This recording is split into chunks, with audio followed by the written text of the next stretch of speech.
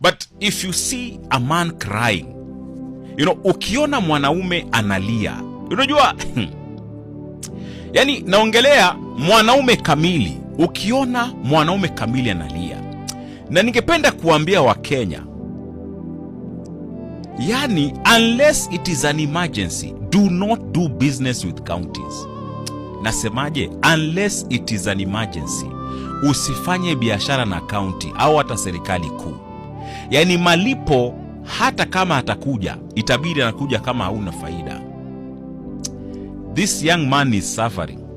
Huyu kijana hata sidhani kama amegonga 40 hata 30, He had a dream kwamba I'll do ABCD. County kampatia opportunity. In 2 weeks time alipull all the strings kuhakikisha kwamba ana deliver. Kulipwa imechukua mwaka. Wao walikuwa wanataka nguo in 2 weeks, kumlipa imechukua mwaka na ana hope ya kulipwa zaidi.